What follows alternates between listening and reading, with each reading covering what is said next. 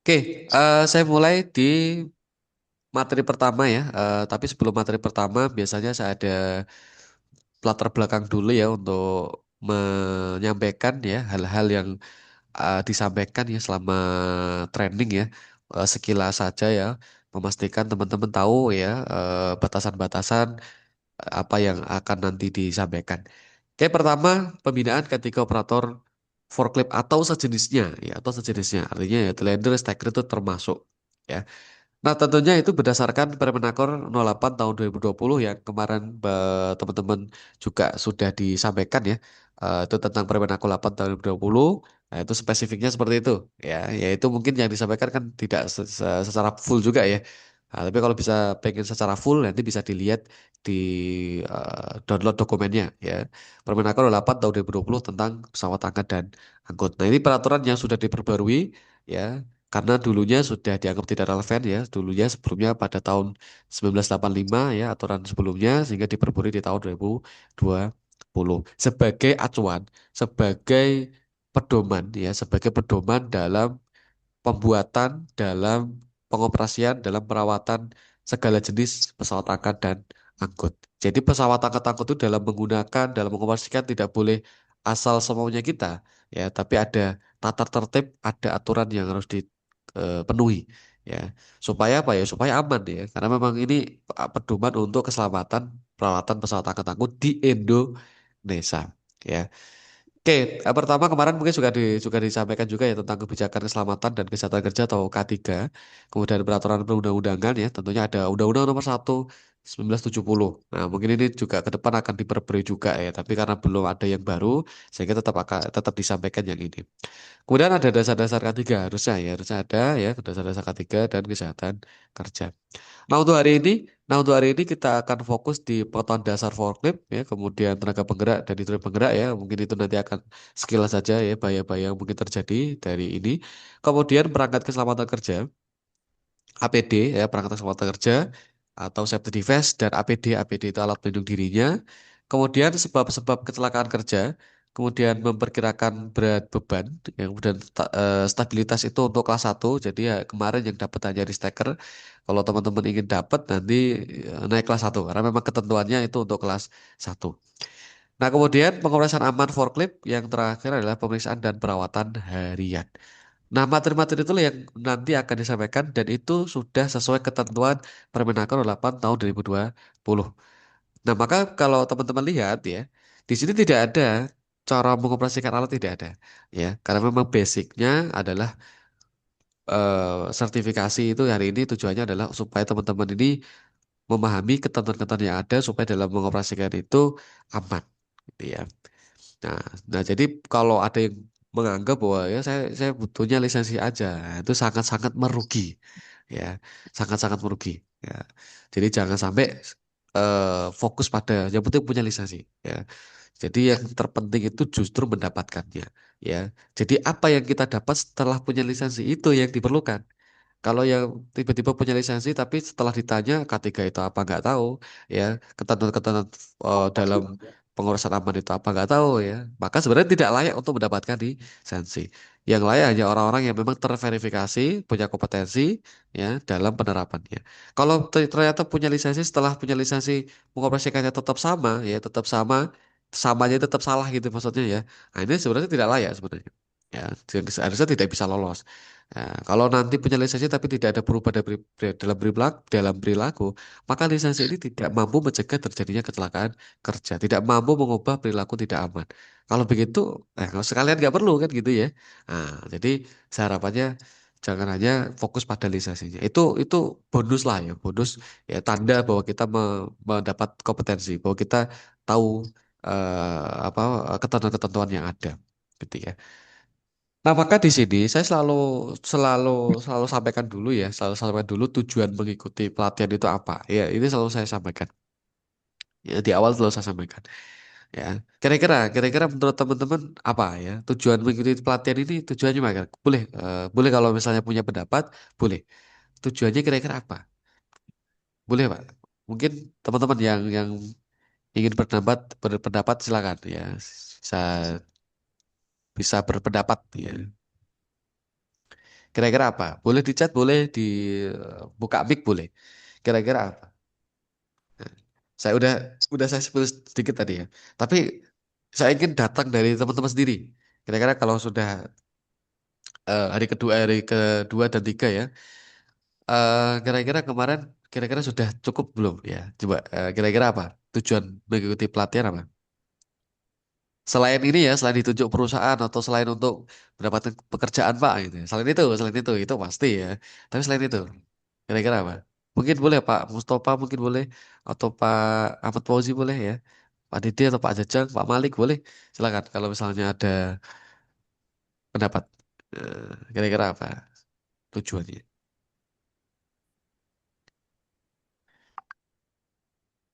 Oke ya, saya ini aja deh ya.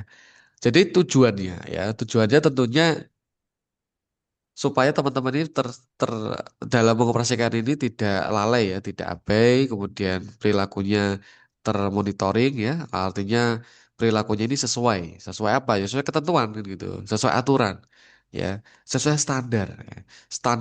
Standar ini kan ketentuan minimal atau syarat minimal yang harus dimiliki oleh operator pesawat angkut. Ya, tanpa itu ini nggak boleh. Baru jadi baru diizinkan ketika punya lisensi. Ya, karena salah satu syarat mengoperasikan aman itu ya paham tentang keselamatan. Nah, kalau tidak paham tentang keselamatan, bagaimana dia bisa mengoperasikan dengan aman? Oke, nah sehingga kita harus tahu ya apa itu K3. Nah, itu kita harus tahu. Nah, kalau K3 harusnya tahu ya kemarin masih tahu ya K3 itu adalah keselamatan dan kesehatan kerja. Adalah kepanjangannya kan gitu. Nah, tapi kalau dimaksud dengan K3 itu segala upaya ya. Ini saya sambil coret-coret aja deh ya. Jadi segala upaya ya, nggak usah ditulis ya. Ditulis boleh yang penting pokok-pokoknya saja karena materi juga nanti akan di-share ya. Jadi K3, nah, K3 itu apa ya? K3 itu segala upaya ya, segala upaya. Ini harus beres dulu ya di K3 itu prinsip K3-nya kita minimal secara sederhana itu kita harus tahu dulu. Ya, jadi K3 itu apa? Segala upaya. Ya, segala. Nah, jadi biar lengkap ya, segala semuanya kan gitu ya. Segala upaya usaha ya dalam ya dalam apa? Dalam mencegah. Nah, mencegah bisa mengurangi juga, mengurangi atau menghilangkan ya Pak. Menghilangkan juga bisa menghilangkan. Atau terakhir melindungi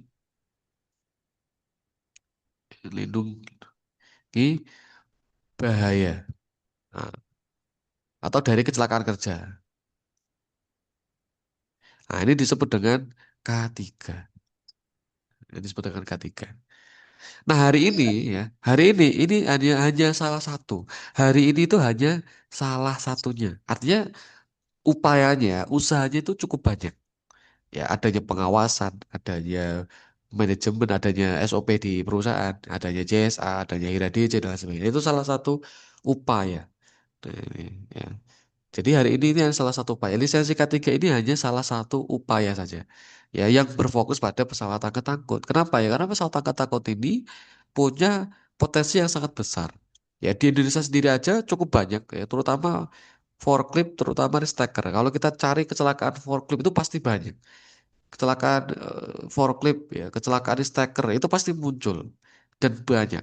Dan kalau kita lihat ya, kalau kita lihat itu seringkali karena ketidaktertiban dalam K3 atau ada pelanggaran K3. Sehingga banyak negara itu kemudian menerapkan K3 dalam setiap pengoperasian. Ya, salah satunya apa ya? Dengan mewajibkan lisensi itu. Tapi sebenarnya bukan kertasnya, tapi dalam proses mendapatkannya. Dilakukannya namanya pembinaan. Dilakukan namanya pembinaan. Ya, pertanyaannya kenapa dibina gitu ya kan gitu. Kenapa dibina?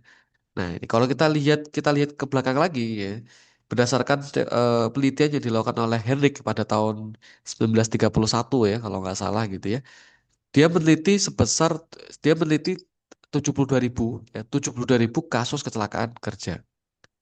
Ya, disingkat saja ya. Ya. 72.000 kasus kecelakaan kerja. Dia menyimpulkan ada 88% ya, kecelakaan itu terjadi karena human error atau manusianya yang disebabkan oleh manusianya. manusia atau perilaku tidak aman ya, perilaku tidak aman manusianya. Artinya ya perilaku tidak apa? Artinya ya faktor manusia gitu. Ya, 88%. Artinya cukup besar ya. Itu pada tahun 1931. Yang industri mungkin masih cukup kecil ya dibanding sekarang gitu ya. Nah, artinya 88% ini ya mungkin lebih besar ya, mungkin lebih kecil lagi gitu ya. Karena banyak orang yang sudah bisa mengendalikan bahaya gitu ya. Nah, si Herrick ini mengatakan ya, si Herrick ini mengibaratkan seperti efek domino. Artinya ketika satu kartu dibariskan kemudian dijatuhkan, maka akan menjatuhkan kartu-kartu yang lainnya. Maka supaya kartu yang lainnya bisa dicegah ya, maka kan harus ada salah satu kartu yang harus diangkat supaya mencegah kartu yang lainnya jatuh. Nah, analogi inilah yang kemudian digunakan dalam penerapan penerapan ketiga ini ya. Masalah satu cara ya untuk mencegah terjadinya kesalahan kerja satu-satunya dengan apa? Dengan mengendalikan orangnya gitu ya. Nah, pengendalian orangnya gimana? Ya salah satunya pembinaan, salah satunya ya. Karena penerapan tanpa dibina dulu ya sulit ya, pasti harus dibina dulu. Nah, dibina ini tujuannya apa? Yang tidak tahu menjadi tahu. Ya pertama itu pasti ya. Yang tidak disiplin menjadi disiplin. Yang tidak punya kesadaran jadi punya kesadaran gitu ya.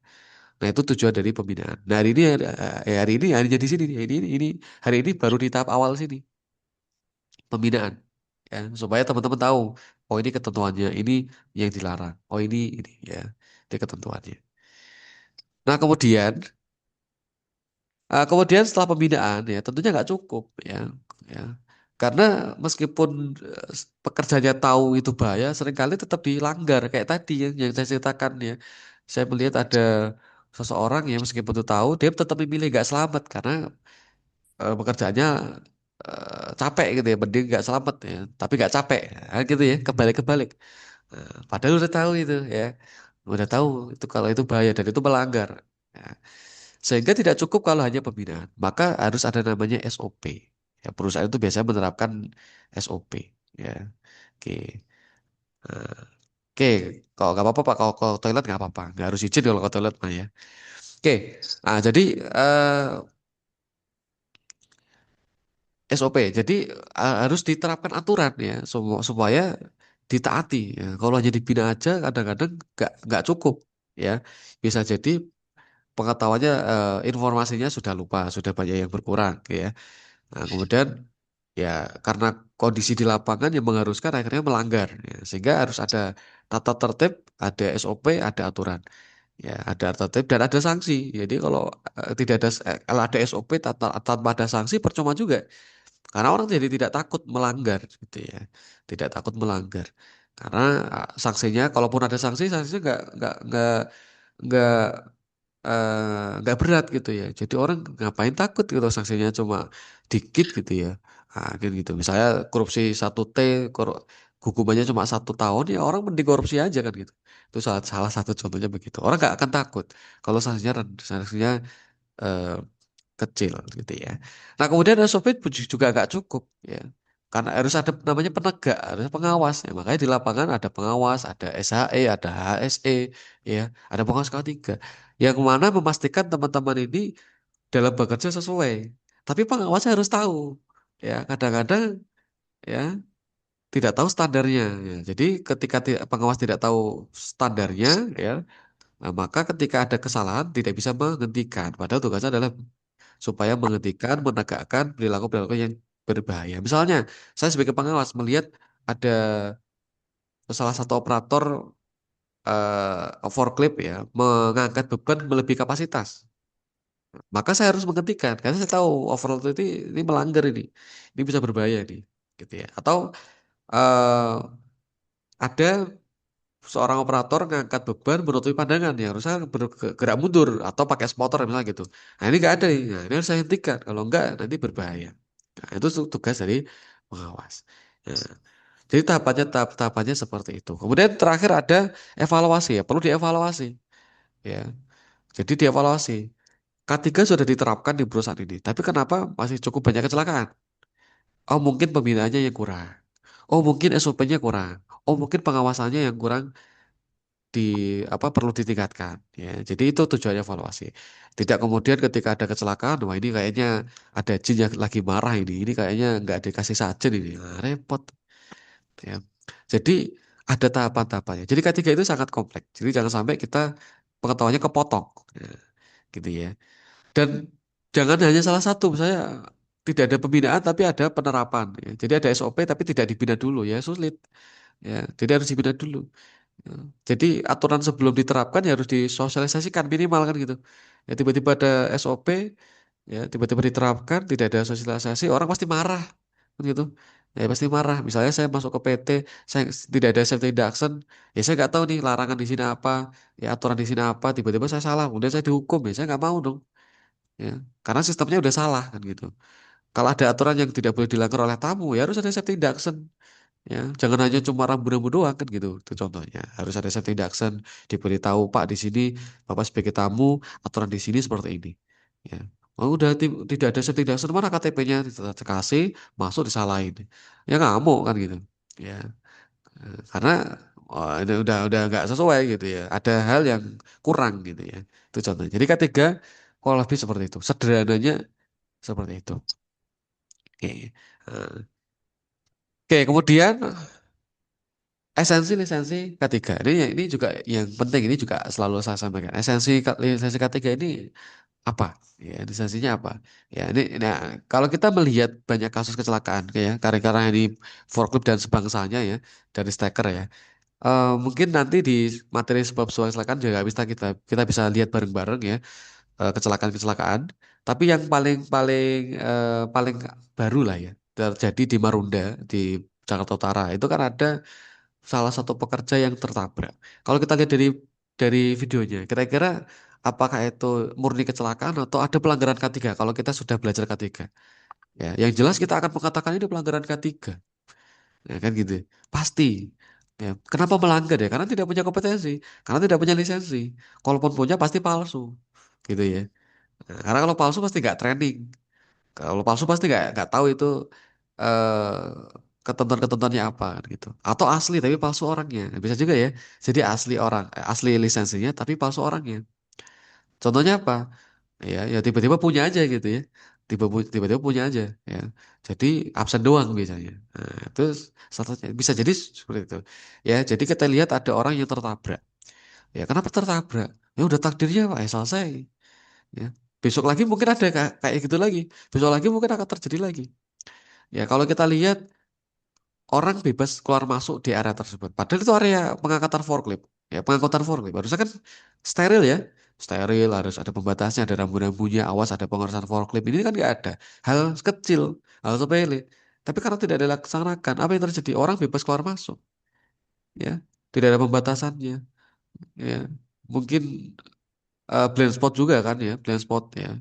Sehingga tidak terlihat ya. Mungkin karena tidak ada alarmnya, karena memang maju. Nah, kalau maju kan harusnya kelihatan. Ini saya lihat juga nggak sebenarnya nggak sedang angkut beban. Makanya saya juga bingung. Kok bisa nabrak? Padahal depannya harusnya kosong, harusnya terlihat. Nah, mungkin juga lagi meleng. Nah, gitu ya. Maka untuk menghindari itu kan harusnya K3 yang harus diterapkan. Ada steril, ya. Jadi area pengoperasian forklift itu harus steril dari orang. Ada jalur khusus orang. Jadi jalur forklift dan orang aja udah harusnya berbeda. Ya, kalau tidak ada bagaimana? Ya, kan gitu ya. Nah, maka bisa saya simpulkan, ya apakah kecelakaan-kecelakaan yang terjadi pada forklift, pada staker gitu ya, apakah itu murni kecelakaan ya? Kalau kita banyak lihat ya, ya mungkin ada yang murni kecelakaan ya, tapi seringkali ya kebanyakan yang saya lihat adalah kesalahan manusianya. Ya, dan dari video itu ya saya lihat orangnya pengalaman, orangnya punya skill, orangnya mahir, ya, skillnya nggak bisa diragukan lah gitu ya. Tapi ternyata tidak cukup membuat mereka selamat. Ketika aturan keselamatan tidak diterapkan, ketika aspek-aspek keselamatan, ketentuan-ketentuan ketiga tidak diterapkan, gitu ya. Sebenarnya banyak ya, banyak banyak contohnya banyak, gitu ya. Contohnya banyak. Ya, ketika ketentuan-ketentuan ketiga tidak dilaksanakan, mungkin itu yang kemudian terjadi. Nah, ini sangat mungkin terjadi kalau tidak punya lisensi pertama, karena pasti tidak tahu ya bagaimana mengoperasikan dengan aman ya, mengoperasikan dengan aman bukan bukan cara mengoperasikan, cara mengoperasikan pasti bisa. Yang aman itu belum tentu tahu. ya. Bagaimana supaya tidak overload, bagaimana supaya area steril, ya kan. Ya. Ini seringkali tidak diterapkan. Ya. Sehingga mau mau punya pengalaman berapa tahun pun ya, kalau ketika mau mau berapa tahun pun juga tidak dilakukan, tidak dilaksanakan, maka kecelakaan pun tidak akan pernah bisa dikendalikan, gitu ya. Ya, bahkan punya lisensi pun, tapi kalau perilakunya tetap sama, ya tidak mengubah apa-apa, maka kecelakaan juga akan tetap ada, ya. Keselamatan tidak akan ada perubahan, ya. Jadi keselamatan di situ mungkin sulit dilakukan. Ya, kecelakaan akan terus berulang. Nah, harapan saya lisensi ini jangan dibuat sebagai jimat. Yang penting ada pasti selamat. Enggak. Selamat dari audit. Ya. Tapi kalau sistem auditnya, kamu punya lisensi enggak? Punya. Tapi tidak dipastikan perilakunya kira-kira bisa aman enggak? Enggak.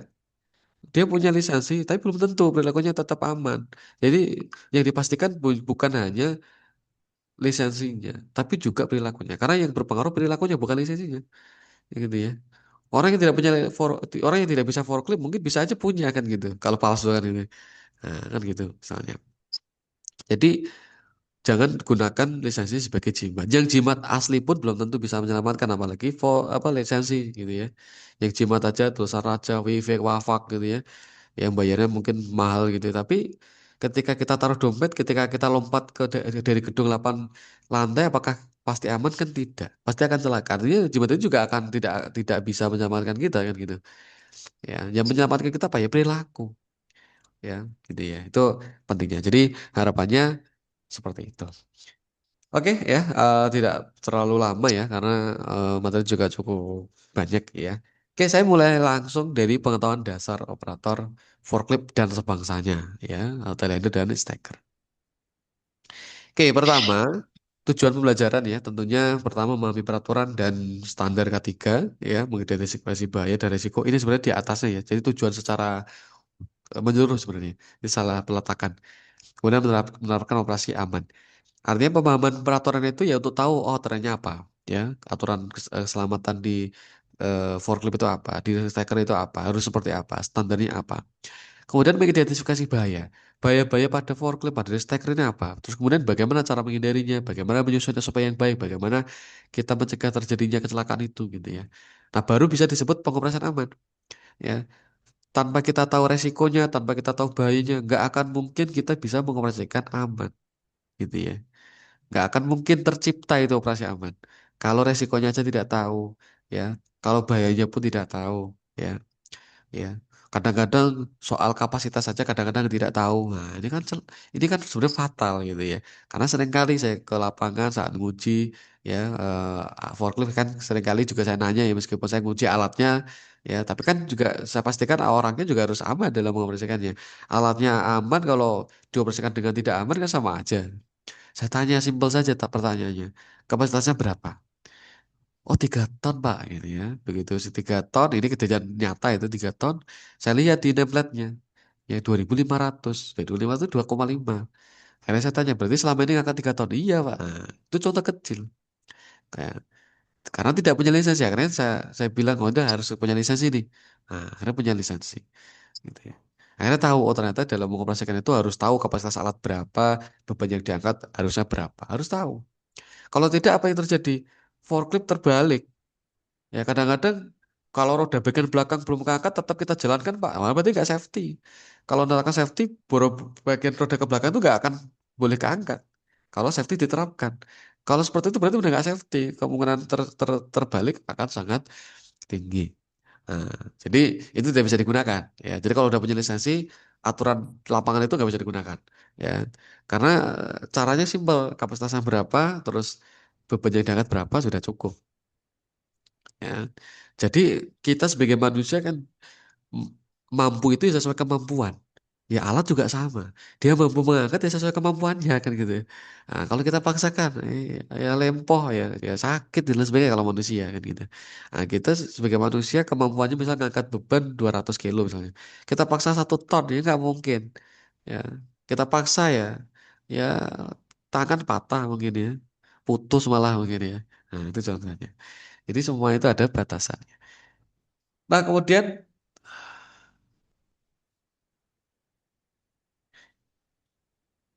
Oke. Kemudian, kemudian forklift. Ya ini kita mulai dari istilah atau terminologinya. Forklift berasal dari kata fork. Jadi fork dan lift. Nah, maka artinya semua alat ya yang menggunakan lift dan fork itu termasuk forklift. Ya sebenarnya bukan forklift itu biasanya kita tahunya ya yang biasanya umum itu ya yang ada pada gambar ya. Padahal sebenarnya ya bisa masuk kemana aja kan ya. Bisa ke Ristrak ya, bisa ke Telender ya. Karena memang memang secara istilah pun ya lift fork yang menggunakan lift untuk apa forklift gitu ya. Forklift ya. Jadi lift ya fork ada pengangkatannya kan gitu. Merupakan peralatan pemindahan material yang menggunakan garpu atau fork yang attachment atau attachment sejenisnya ya karena fork itu juga bisa ubah-ubah atau diganti-ganti. Tapi tentunya attachment itu tidak boleh asal diganti ya. Harus ada rekomendasi dari pabrik memang didesain untuk itu ya. Kalau tidak ya nggak boleh. Kalau pabrik hanya menyediakan untuk garpu saja, tidak untuk klem, tidak untuk yang lain ya nggak boleh ya. Tidak boleh modifikasi tanpa persetujuan pabrikasi. Karena kalau dimodifikasi sendiri, tentunya tidak teruji. Sedangkan kalau dari pabrikasi didesain dengan berbagai attachment itu sudah teruji, gitu ya. Nah kemudian untuk mengangkut, menumpuk dan memindahkan beban secara aman dan efisien, itu istilahnya aja. Nah, jenis-jenisnya ya, kalau kita melihat dari Permenaker 08 tahun 2020, ya, itu memang cukup banyak ya. Tentunya mungkin tidak semuanya ada, karena memang perkembangan alat ini cukup cepat ya, sehingga banyak istilah yang kadang-kadang tidak ada di Permenaker 08 tahun 2020. Nah, pertama ada warehouse forklift, ada seat loader ya, ada counterbalance, ada telehandler, ada industrial forklift ya, ada pallet jack, order picker, restacker ya.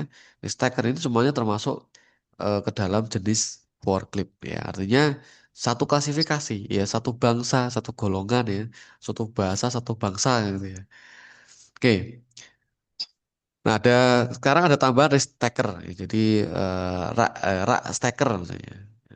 Container handler ini juga termasuk. Nah, kemudian di Volcom tentunya ada komponen-komponen utama. Tentunya kita tidak akan belajar komponennya apa, ini apa, tidak ya. Itu bisa kita lihat sendiri saja ya. Tapi yang jelas kita yang akan bahas adalah ketika kita tahu komponen itu, nah standarnya apa? Ya, kan nggak mungkin hanya oh ini komponen, oh ini fork, oh ini mass, ini backrest ya. Dengan kita tahu apa pengaruhnya kan nggak ada. Ya, kalau kita sertifikasi ya kita harus tahu, oh standar mass seperti apa, standar fork seperti apa. Karena ini akan berkaitan dengan P2H nantinya. Ya, maka dalam dalam pengetahuan dasar ini ya salah satunya ya kita harus tahu komponen-komponennya dan standarnya. Ya, kalau tahunya pasti tahu, ya, standarnya kadang-kadang yang belum tahu. Oke, ya. Pertama ya fog ya, ya pertama fog. Ya.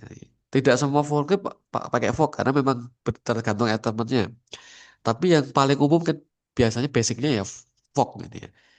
Nah, fog ini tentunya ada standar-standarnya gitu ya. Nah, standarnya menurut siapa? Tentunya bukan menurut saya, tapi menurut Permenaker sebagai acuannya, sebagai pedomannya. Nah, Permenaker ini kan disusun oleh para ahli, oleh para orang-orang yang dulunya berpengalaman, yang kemudian menetapkan secara bersama ya, bersama untuk bahwa forklift itu akan aman dengan ketentuan ini kan gitu. Nah, pertama standar fog ya. Tentunya harus dibuat dengan faktor keamanan paling rendah 3. Nah, itu maksudnya apa kan gitu. Artinya fog ini ya, ini harus teruji. Nah, ini harus teruji. Ujinya apa? Ya harus ini, harus minimal punya faktor keamanan 3.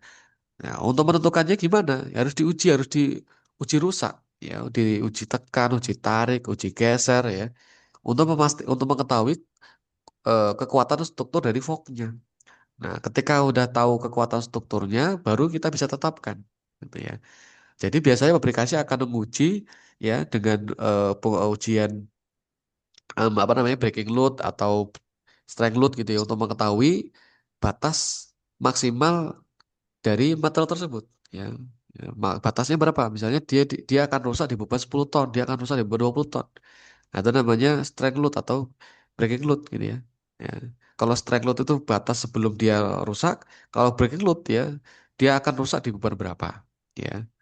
Nah, jadi setelah itu baru dibagi 3. Kalau dia akan rusak di beban 10 ton misalnya, maka kalau saya bagi Biar 15 saja biar gampang. Misalnya dia akan material ini akan rusak ketika diberi beban 15 ton. Saya bagi tiga. Berarti tinggal berapa? Tinggal 5 ton. Nah, artinya kalau ada alat tertulis 5 ton ya, sebuah komponen ya, sebuah komponen, sebuah komponen ya, misalnya forknya, misalnya apa namanya, kalau di kereta ada hook ya atau yang lain gitu ya, misalnya tertulis 5 ton, tertulis 2 ton ya, sebenarnya itu sudah dibagi namanya safety factor. Ya kalau kita sederhananya ngomong ya, sederhananya berbicara ya, itu 5 kali lebih aman, 3 kali lebih aman, tergantung aturan faktor keselamatannya.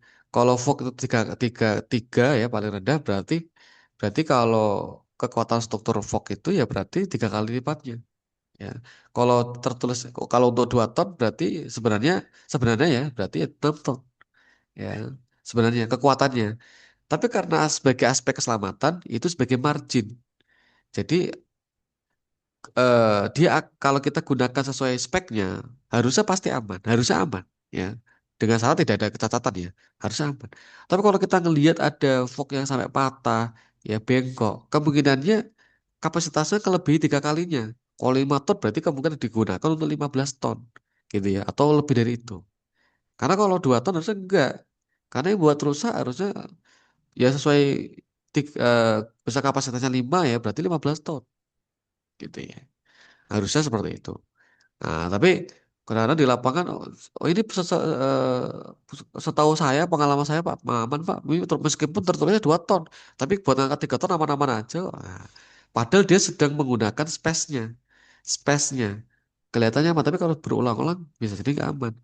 Jadi pabrikasi memberikan space bukan untuk digunakan, untuk faktor keselamatan, gitu ya. Nah, kalau kita gunakan ya kemungkinan besar nggak akan aman nantinya malah. Gitu ya. Nah, oke. Kemudian tidak mengalami defleksi. Nah, 1/3 dikali panjang garbunya nanti akan ada di bawah ya. Ada defleksi itu bengkok. Nah, jadi kalau vacuum kan buat ngangkat, nah ada kemungkinan bengkok seperti ini. Itu namanya disebut defleksi. Nah, itu disebut defleksi atau landutan.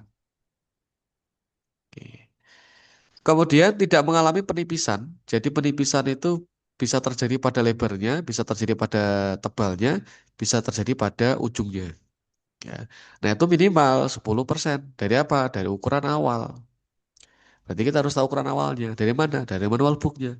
Gitu, ya. Dari kitabnya. Jadi forklift itu juga punya kitab suci. Ya, oh, ya manual booknya itu. Nah, oke, nah ini berdasarkan Permenaker 08 tahun 2020 pasal 77. Ya, saya hanya membahas secara teknisnya ya, artinya yang hanya berkaitan dengan forklift saja. Kalau secara umum ya mungkin kemarin sudah disampaikan. Ya, secara teknis. Nah, kita coba uraikan. Ya.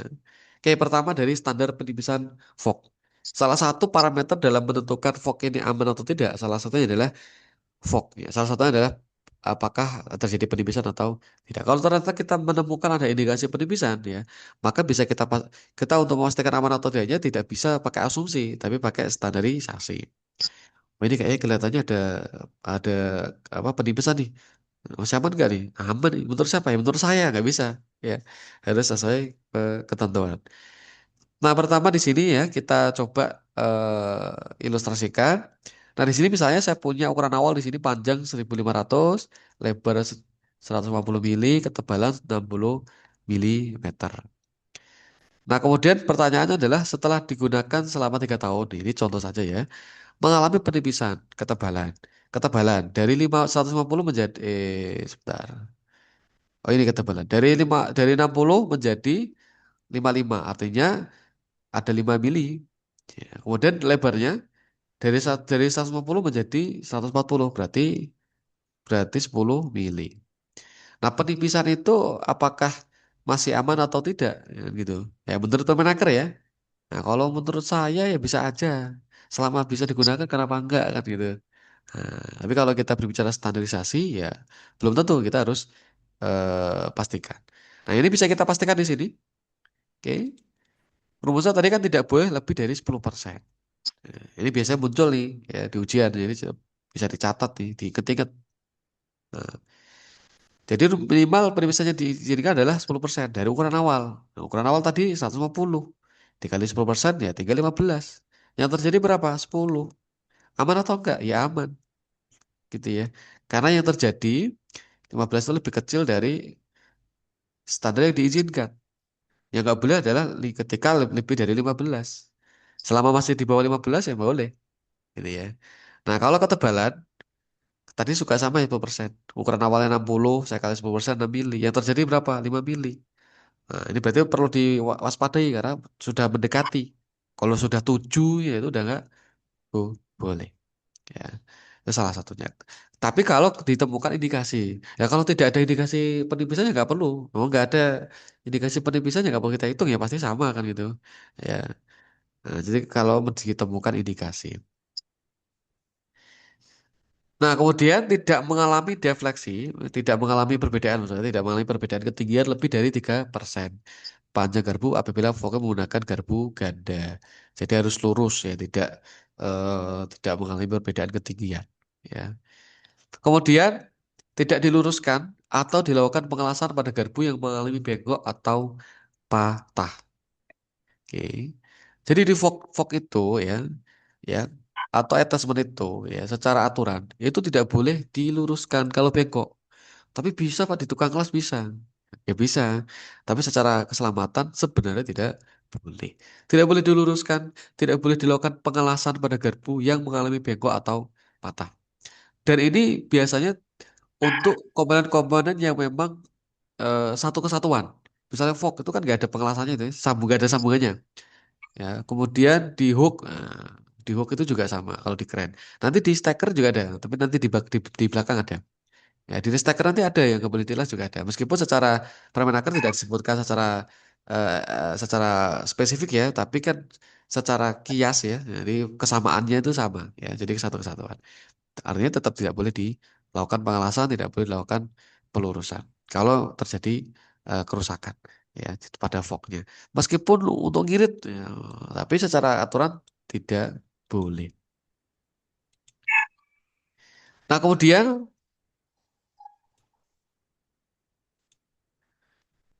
nah ini pernah berdasarkan pasal 77 ya, artinya supaya tidak diprotes. Sebelumnya tidak saya tulis pasal 77 ya, itu kadang-kadang diprotes. Wah itu mah teorinya mah di lapangan mah bebas-bebas aja. Nah selesai. Ya, kalau saya tulis gini, ketika ada pelanggaran itu, ya namanya aturan kalau itu dilanggar ya pasti ada sanksinya, gitu tuh. Ya perusahaan bisa disanksi. Kemudian harus dilengkapi pengatur dan pengunci posisi pada dudukan jika fork menggunakan fork ganda. Ya pada umumnya ya ada lah ya. Kemudian standar defleksi, standar ledutan. Ya, jadi ledutan. Nah, ini contohnya fork-forknya ini sudah mengalami ledutan. Ya, jadi forknya ini sudah mengalami ledutan begini ya. Oke, sudah mengalami letusan begini. Katakanlah begini, kok susah ya. Ya katakanlah beginilah ya, biar kelihatan. Nah, katakanlah ini 20, nah, 20 mili letusannya atau kayak gini ya. Nah, apakah masih boleh digunakan ya? Apakah masih boleh digunakan? Menurut siapa? Kan gitu. Ya tentunya karena kita hari ini sertifikasi Kementerian Ketenagakerjaan ya tentunya kita berbasicnya dari Permenaker 8 tahun 2020. Tapi menurut standar Amerika boleh kok. Nah, ya berarti harus pakai standar, berarti sertifikasinya harus dari sana kan gitu ya. Artinya kalau kita standar, kayak kita sertifikasi Kemenaker, berarti standarnya adalah Permenaker 8 tahun 2020. Kecuali kalau tidak ada secara spesifik baru pakai standar lain. Nah, selama ada ya kita harus pakai sendiri. Ya, pakai produk sendiri kayak gitu. Nah, nanti produk teknologi udah pakai Cina, undang-undang pakai Cina juga ya repot ya. Oke, nah ini contohnya ya. Nih, tadi ada defleksi itu kan tidak boleh ya. Standarnya adalah 1/33 dikali panjang forknya. Ya, panjang forknya ini kan beda-beda ya. Jadi makanya bisa jadi defleksinya bisa berbeda. Nah, panjang forknya dari ukuran pabrik ya. Contoh 1.500 ya, milimeter ya. Defleksi terdiri dari 20, maka saya masukkan rumusnya ya 1/33. Ya, ini dari Permenaker ya, jadi udah ketetapan ya. Ya, jadi nggak perlu dari mana ini nggak. Kali panjang forknya ya ini 1.500. Maka di sini 45,4 milimeter. Yang terjadi berapa? 20. Boleh nggak? Boleh. Maka defleksi yang terjadi masih aman digunakan karena masih dalam batas defleksi yang diizinkan. Oke. Oke. Nah, itu kalau standar standar minimalnya ya. Tapi kalau misalnya saya nggak pengen ikuti peraturan Pak, gitu ya misalnya. Saya pengennya kalau ada defleksi sedikit pun ganti, ya nggak apa-apa, lebih aman. Ya, jadi nggak perlu nunggu 45 kan itu minimal ya, nggak menunggu dihitung dulu, ya, minimal. Ya, kalau selagi melihat ini ya udah ganti aja ya nggak apa-apa gitu ya, malah bagus ya.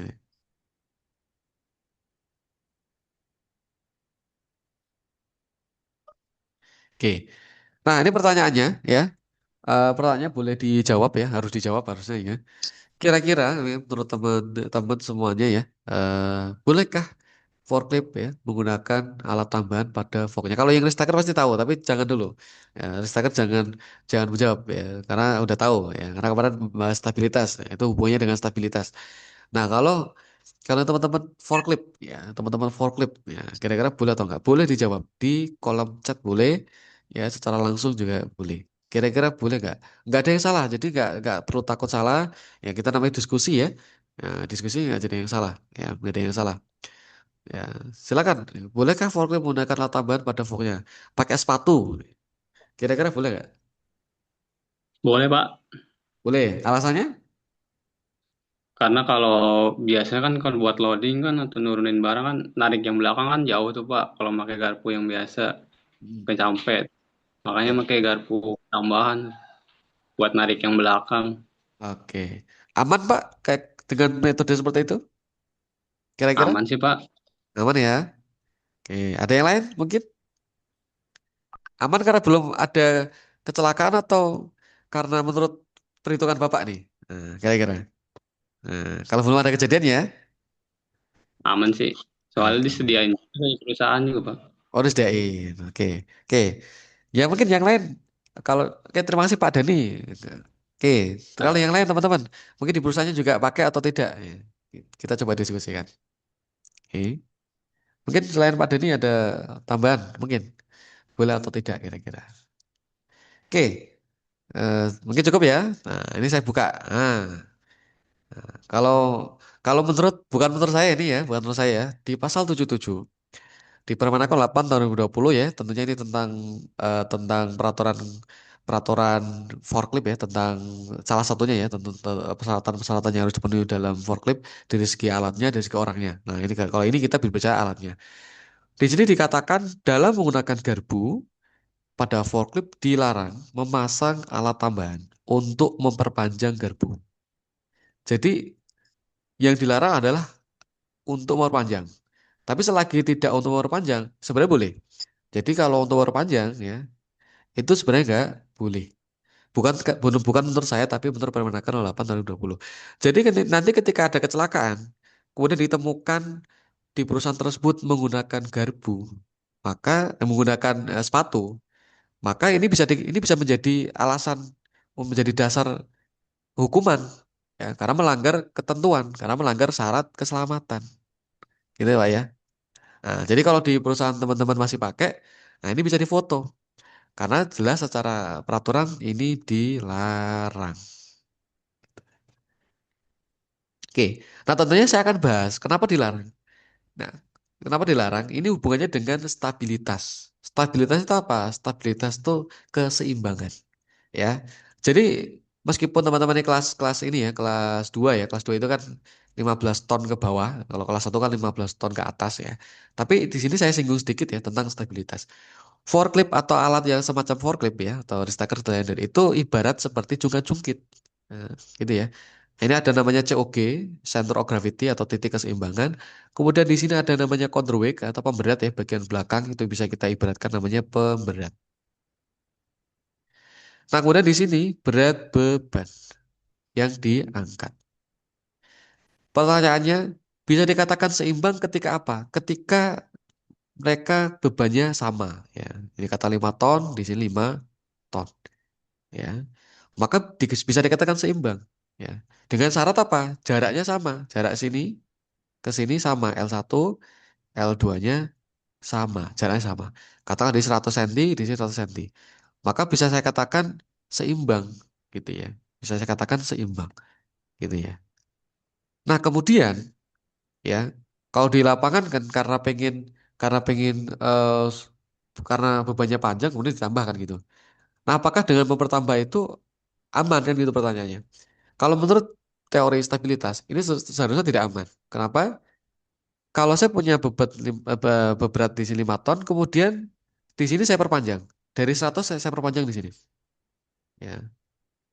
Apakah tetap sama 5 ton? Tentunya tidak. Kita bisa ilustrasikan dengan jonglot-jongkit. Kalau sisi lain itu lebih panjang, meskipun beratnya sama, maka mana yang lebih berat? Pasti yang sisi sisi ininya yang lebih panjang. Itu alasan kenapa tidak boleh diperpanjang. Itu alasan alasan secara teknisnya seperti itu. Nah, mungkin ya, tapi meskipun di lapangan, tapi beratnya dikit Pak. Nah, itu sebenarnya di aturan tidak menyebutkan dikit atau enggak gitu ya. Di aturan sebenarnya tidak boleh diperpanjang udah gitu ya. Karena juga melatih melatih kebiasaan baik juga kan gitu ya. Karena kalau nanti dibolehkan nanti tambah tambah tambah ya repot nanti. Ya sekarang nggak boleh sekalian gitu ya. Nah, itu alasan kalau kita lihat di materi stabilitas seperti itu gitu ya. Jadi semakin panjang panjang bebannya itu akan semakin berpengaruh ya. Selain semakin tinggi, itu juga semakin jauh jangkauannya, maka beban yang bisa diangkat itu akan semakin kecil untuk tetap seimbang. Untuk tetap seimbang. Bukan bukan kuat ya. Kalau kuat mungkin kuat ya. Forknya kuat, tidak apa patah-patah ya. Tapi ini untuk tetap seimbang. Artinya supaya tidak terbalik, supaya tidak terguling ya. Maka semakin panjang maka akan harusnya semakin dikurangi. Ya, tapi kalau di aturan forklift itu jelas dilarang. Ya, alasan pelarangan itu. Ya, kan biasanya contohnya gini ya. Di sini saya punya fork ini, ya. Kemudian bebannya panjang gini. Ya. Oke. Ini kalau diangkat ya, terus kayak gini nggak boleh, sebenarnya nggak bisa diangkat ya. Udah berbahaya sebenarnya. Nah kemudian supaya kalau diangkat dengan fork aslinya, maka beban roda bagian belakang biasanya kan keangkat. Supaya tidak terangkat ya, kita coba kasih sepatu di sini, kita perpanjang di sini gitu ya. Gitu ya. Kasih sepatu di sini. Supaya ini ada tumpuannya ya supaya berat bebannya ini ada tumpuannya dan biasa gitu ya selain memperpanjang fork ini memperbesar beban guling memperbesar fork terguling ya memperbesar tipping ya memperbesar fork tidak stabil selain itu juga ada area yang mungkin akan patah di sini ya ya akan ada kemungkinan di sini akan patah kalau patah dan hentakan sama aja juga akan terguling. Kenapa? Karena kalau kita lihat tidak ada garpu, tidak ada sepatu yang tertulis kapasitas, nggak ada. Kalau fork aja itu kan besi tebel ya, besi tebel solid lagi. Nah, sedangkan sepatu itu plat tipis, tengahnya bolong begini. Ya, kalau kita cari template-nya nggak ada. Karena sebenarnya tujuannya bukan untuk alat bantu alat bantu ngangkat, ya bukan. Sebenarnya sebagai sebagai alat pelindung saja. Kalau keris itu ada selongsongnya, kalau bisa ada selongsongnya. Sebenarnya untuk itu. Maka kalau digunakan sesuai panjang forknya nggak jadi masalah. Karena yang tidak boleh itu ketika untuk memperpanjang. Ya, karena pasti di sini kemungkinannya akan patah. Ya, area tergital di sini. Ya, gitu ya. Ini alasan pertama. Alasan kedua alasan kedua tadi ya semakin panjang ya, itu semakin kemungkinan terguling akan semakin besar.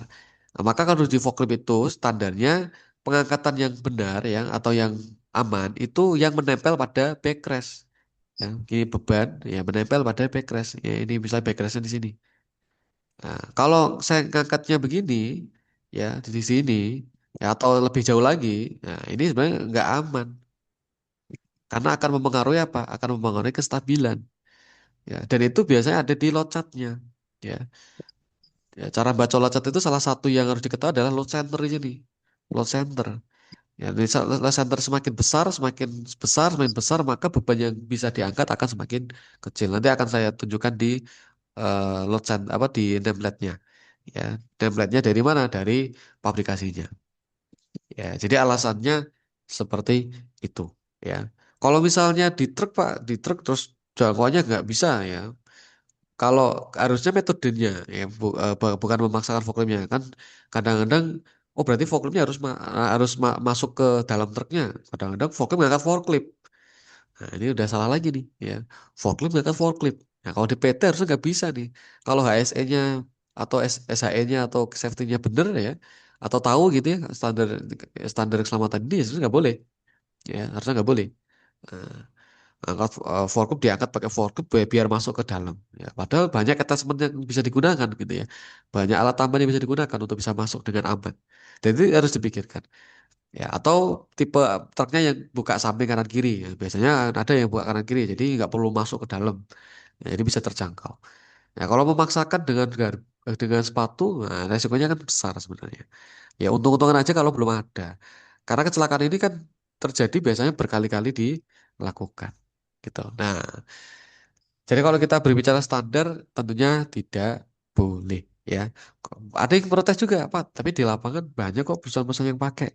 Nah, berarti jadi alat ukurnya itu bukan perusahaan. Perusahaan itu kan untuk diatur. Yang ngatur siapa? Ya pemerintah kan gitu, ya. Nah, jadi yang harus kita ikuti siapa? Yang buat yang aturan itu. Kalau kita melanggar aturan, ya mau kita benar ya tetap salah, gitu ya, tetap salah. Tetap kita salah karena secara spesifik udah dikatakan itu melanggar, ya. Kalau kita pengen melanggar aturan, aturannya harus diubah dulu, baru kita bisa melanggar. Misalnya selama ini aman-aman aja pakai sepatu gitu ya. Ya. Tapi secara aturan nggak boleh. Maka supaya boleh gimana? Ya diubah dulu. Jadi aturan pasal 77 itu kita hapus, baru boleh. Gitu ya. Tapi selama belum dihapus, maka tidak akan boleh. Ya, sekuat apapun kita berpendapat, tidak akan boleh. Kalau sudah aturannya ada dan aturannya masih berlaku, maka ketika melanggar tetap itu menjadi poin untuk bisa dipersalahkan. Ya, gitu ya. Oke, nah ini bisa difoto ya. Jadi karena kan kadang-kadang melanggar ya karena kadang-kadang nggak tahu ya, kadang-kadang tidak tahu ketentuannya. Ya, oke. Nah kemudian Mas ya, ada Mas ya, berfungsi untuk lifting naik naik menaik turunnya, kemudian untuk merupakan bagian dari fungsi kerja sebuah forklift atau sejenisnya. Terdiri dua buah besi tebal yang menjadi tempat hidrolik sistem dari sebuah forklift. Kemudian standar emas yang mampu menahan benda kerja yang sesuai dengan standar yang berlaku, mampu menahan rantai penggerak garpu, dilengkapi pembatas atau stopper di atasnya ya harus ada, dilengkapi tempat dudukan saudara muatan atau backrest ya. Jadi harus ada backrestnya. Oke, ya ini ada backrestnya. Kemudian, berfungsi sebagai sandaran benda atau barang yang diangkut agar komponen berada di belakang fork tidak rusak tertekan oleh barang dan sebagai acuan juga ya bahwa pengangkatannya aman itu ketika bebannya menempel pada backrest. Nah, kemudian overhead guard, ya, overhead guard, ya, berdiri dari kecelakaan atau jatuhnya barang bawaan yang sedang diangkut. Daya tahan pelindung kepala harus mampu menerima beban yang berat dua kali lipat beban maksimal forklift atau berdasarkan pengujian pabrik ya. Artinya bahwa overhead guard yang dibuat oleh pabrikasi itu harus mampu membuat operator itu aman, melindungi operator ya dari beban guling ya, dari forklift saat terguling atau saat restaker terguling ya, itu harusnya aman dan harus aman dari beban jatuh. Jadi kalau beban jatuh harusnya aman. Kalau kekuatan materialnya dua kali lipatnya ya harus aman.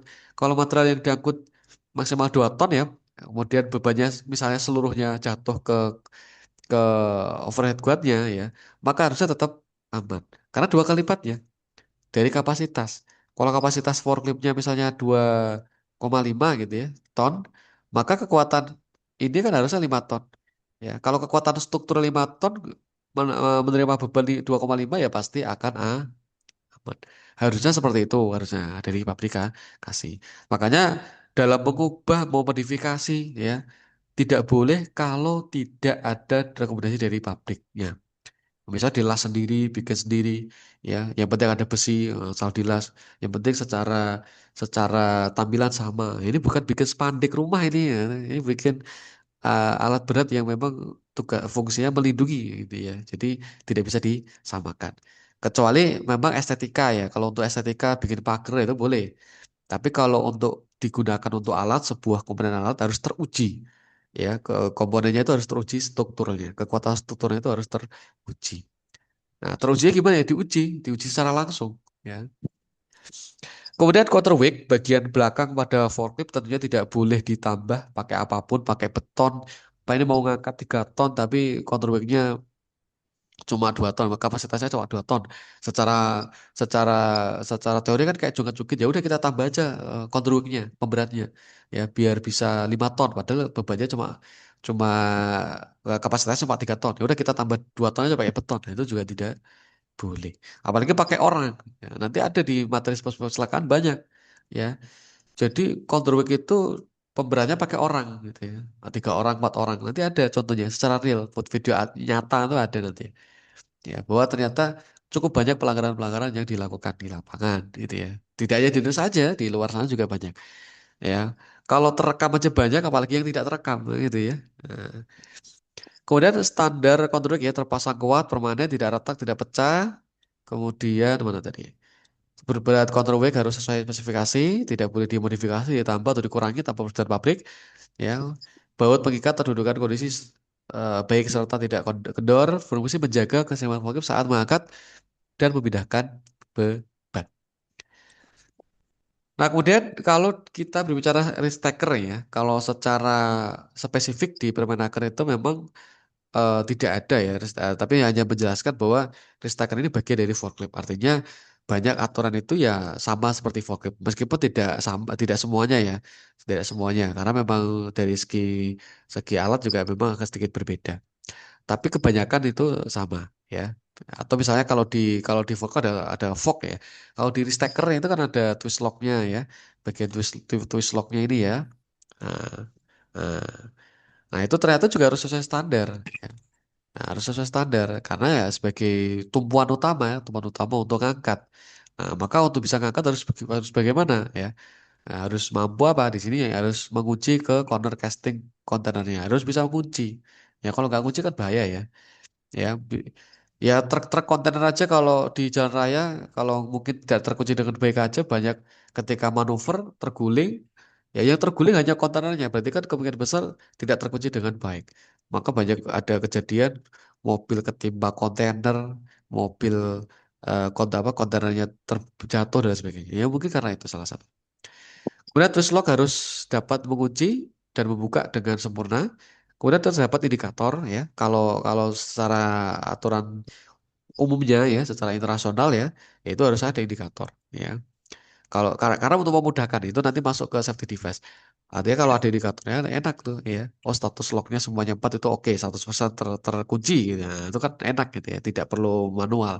Tapi kalau memang perlu ya tetap manual tetap harus dipastikan. Karena kalau sistem kan kadang-kadang error juga. Kemudian pertanyaannya adalah boleh tidak twist lock dilakukan pengelasan jika ditemukan crack misalnya ya. Kalau kita berkaca pada fog tadi ya tentunya tidak boleh karena secara prinsip sama ya gitu ya. Nah, jadi tentunya kalau ada kerusakan pada twist locknya harusnya diganti pada bagiannya aja ya. Nah, twist lock merupakan komponen pegangan utama ya yang menahan seluruh beban kontainer. Jadi mending diganti aja, diganti. Ya, komponen twist locknya aja gitu. Lalu dapat mengubah sifat mekanik baja ya. Kemudian retak kecil yang jelas belum tentu mengembalikan kekuatan semula. Jika twist lock patah saat mengangkat kontainer, akibatnya bisa sangat fatal gitu ya. Jadi harus diganti kalau crack ya. Kemudian boom ya. Kalau di tipe-tipe telender dan risk taker itu kan ada namanya boom ya, boom. Ya. Kalau ini fokus jelas nggak ada. Nah, kalau ini kan ada ya, boom, ada boom. Nah, kemudian di lengan yang merupakan arm atau boom harus digunakan sesuai dengan petunjuk pabrik pembuat. Memiliki sistem pengganti yang berfungsi secara otomatis jika sudut kemiringan mencapai batas maksimal. Ya, itu ya, harusnya harus ada. Memiliki alat pencegah terjadi benturan yang berfungsi secara otomatis. Itu berdasarkan Permenaker tahun 2020 pasal 73. Ya, lagi-lagi saya tulis ya. Nah, nanti biar tidak dibantah ya. Kalau kalau itu pendapat saya bisa bisa diperdebatkan. ya. Tapi kalau sudah aturan ya maka kalau untuk bisa diperdebatkan aturannya harus diubah, harus kita gugat gitu ya.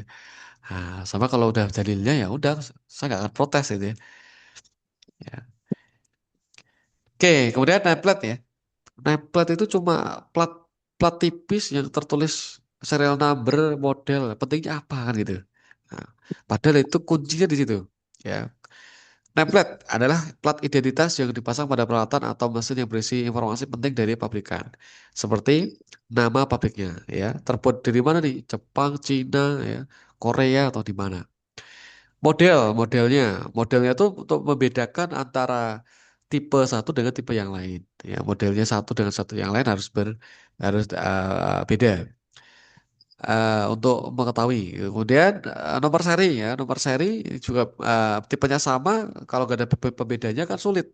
Ya, misalnya saya cek kemarin saya cek alat ini tidak ada tulisan serinya, bingung. Kemarin saya cek yang mana nih ya, bisa ya. Jadi ada nomor unitnya atau nomor serinya. Kemudian kapasitas atau spesifikasi teknis. Di situ akan tertulis kapasitas. Ya, sebagai operator, salah satu kewajibannya adalah mengetahui kapasitas. Operator mengoperasikan alat tanpa mengetahui kapasitas, ya sebenarnya nggak boleh mengizinkan, tidak boleh mengoperasikan, harus tahu dulu. Tahun pembuatannya, kalau ini nggak perlu ya, yang perlu tahu ini, ya. Tahun pembuatan sebagai informasi tahun pembuatan cetak kapan ya, kemudian berat atau daya kerjanya berapa. Pada forklift atau yang lainnya, template digunakan untuk mengetahui kapasitas angkat yang disediakan dan spesifik forklift sehingga alat dapat digunakan dengan aman. Nah, kalau sudah tidak tahu ini yang kemudian bisa dikatakan tidak aman ya seperti cerita tadi saya gitu. Dan itu banyak waktu saya uji keren ya, itu pernah ya, sama juga. Ya, ternyata begitu saya cek, wah lisensinya palsu. Nah, lisensinya palsu. Ditanya training enggak? Ya jamnya training. Training di mana? Berapa hari ya? Nggak tahu gitu ya. Pokoknya training gitu ya. Ternyata palsu ya. Ya, karena palsu sehingga ya nggak ada dorongan untuk belajar membaca locat. Ya.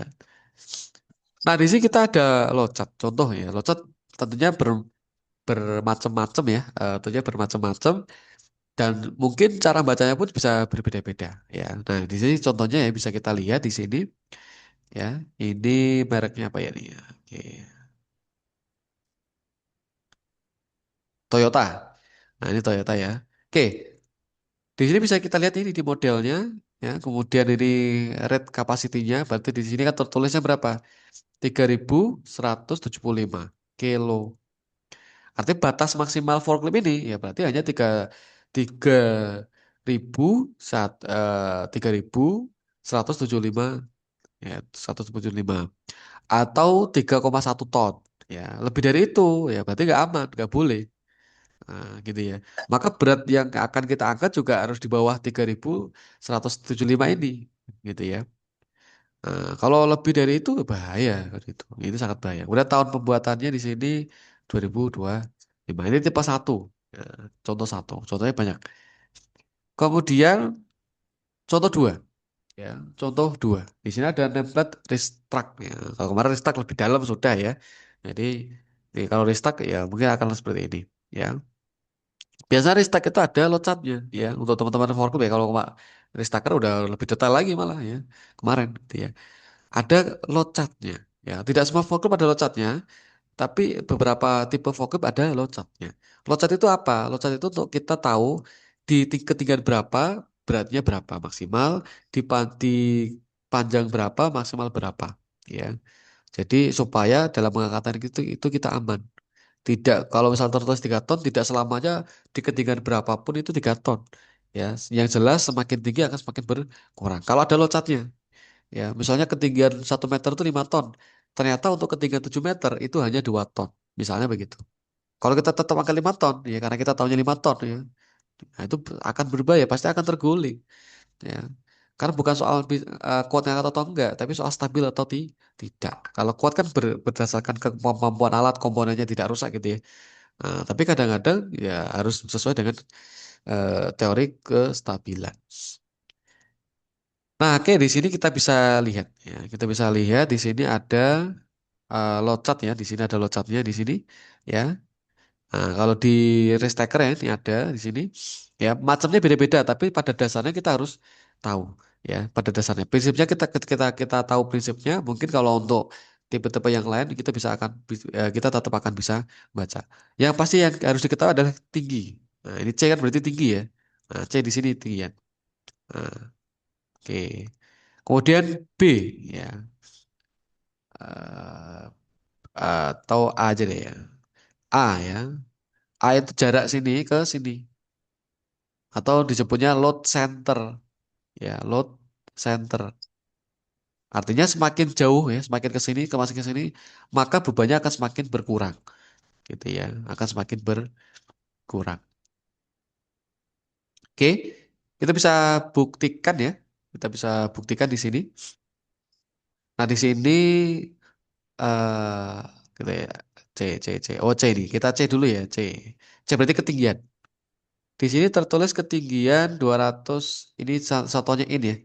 240 itu kapasitas 3 ton. Kemudian ketinggiannya saya tambah menjadi 273, itu berkurang menjadi 2,2 ton atau 2.200 ton. Saya tinggalkan lagi menjadi 300, ini itu hanya 1.600 kilo atau 1,6 ton.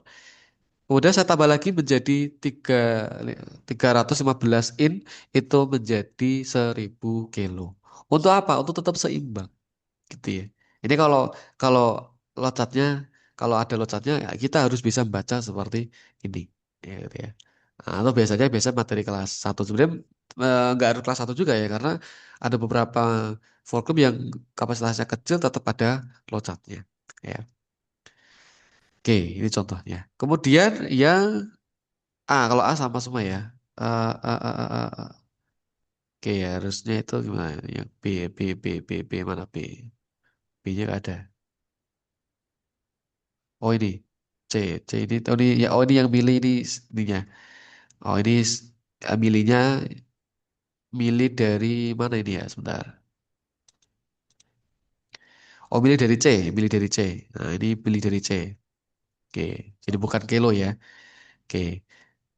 Nah kalau ini A-nya ya, A-nya itu tidak ada perubahan ya, sama di posisi yang sama.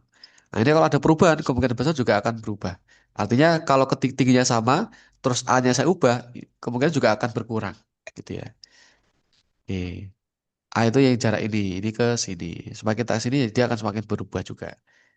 Oke, tapi paling aman ya asumsinya nempel pada backrest itu posisi paling kuat gitu ya. Oke, kemudian kalau yang lain ya. Nah, ini contoh ya, contoh merek apa ini? Mereknya apa ini ya? Oke, nggak ada ya mereknya ini. Toyota itu Pak, Toyota ya. Nah, itu di oke. atas. Oh iya ini saya nggak ngeliat. Sorry ya, saya nggak ngeliat. Ya, saya lihat banget. Biasanya di belah bawah ya. Oke. Nah, ini contoh ya, artinya bisa bermacam-macam, tapi pada prinsipnya sama. Nah, ini contoh kita di sini ada load center juga, ya. Nah, di sini A ya, A itu load center, ya, load center A. Nah, ini A-nya mana nih? A-nya mana ini? Oh ini, A-nya itu hanya di 600 ya, 600 cm, nah milimeter ya. Kemudian B-nya 600, D-nya 100, 100 mili. Nah, bisa kita lihat C ya, ketinggiannya di sini 230 bisa 4.500, ketinggian 241 bisa berkurang ya dari 4,5 berkurang menjadi 4,3. Ya, ini dengan asumsi menempel ya. Nempel ya. Kalau bergeser ya di sini nggak disebutkan ya. Kalau bergeser tidak disebutkan. Ya, karena berarti menurut template ini berarti wajib nempel pada backrest gitu ya. Oke. Karena ini tipe forklift. Oke. Kalau tipe rest taker dia jangkauannya akan ada. Kalau rest taker ada jangkauannya. Kalau forklift ya nggak ada ya harus nempel pada backrest. Nah ini materi-materi tentang pengetahuan dasar ya pengetahuan dasar. Nah ini kita masih cukup banyak ya. Tapi karena waktunya sudah jam 10, jadi kita break dulu ya. Mungkin ada pertanyaan ditulis dulu aja. Nanti ditanyakan di jam 10.20 ya jam 10.20. Oke, sambil sambil nanya Pak, untuk yang race taker besok bisa datang ke kantor nggak Pak ya? Pak Ali dan teman-teman. Saya ditanya Bu Vio nih. Saya di Karawang nih Pak. Mana ya? Kalau dari teman-teman ini harapannya sih semuanya harus datang sih, harus malah. Jadi mungkin bisa diusahakan untuk datang supaya ujian teori eh, banyak yang offline Besok gitu Pak. besok karena besok hari terakhir dan penentunya besok, penentunya besok, ujian teorinya besok. Apa Pak? Gimana? Di Bekasi, kota Bekasi. Nanti di share Pak. Itu Pak, mulainya jam berapa Pak? Biasanya di jam 8 jam 9-an, tapi nanti kita akan info lagi ya karena sesuai dengan kementerian, jam kementerian jam berapa. Iya, biar saya mah biar tahu aja, biar standby di situ.